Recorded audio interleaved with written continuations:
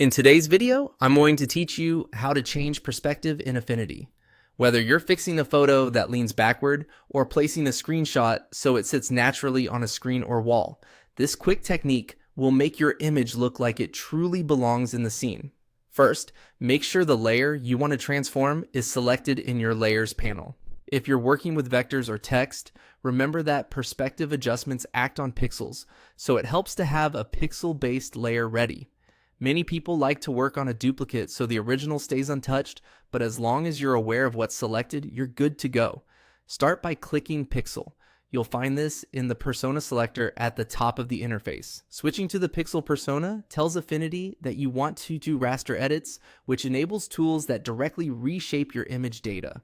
If you notice that certain transformation options are unavailable, it usually means you're not in the right persona or your selection isn't a pixel layer yet.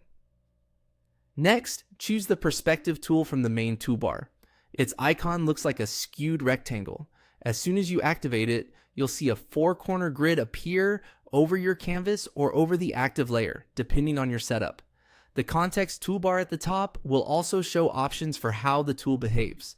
For most corrections, the default mode works perfectly.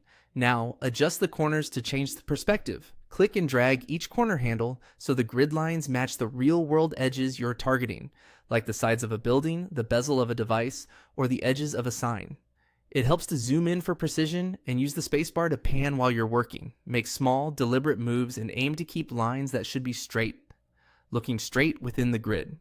If you're fitting an image onto a surface, align one corner first, then the opposite corner along the same edge, and finish with the remaining two.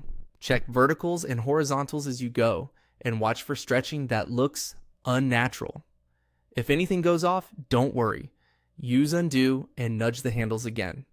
When the image sits correctly and the perspective looks natural, click Apply in the Context toolbar to commit the change. Take a final look at edges and proportions. If needed, you can repeat the process for fine-tuning. And that's it. Click Pixel, choose the Perspective tool, and adjust the corners.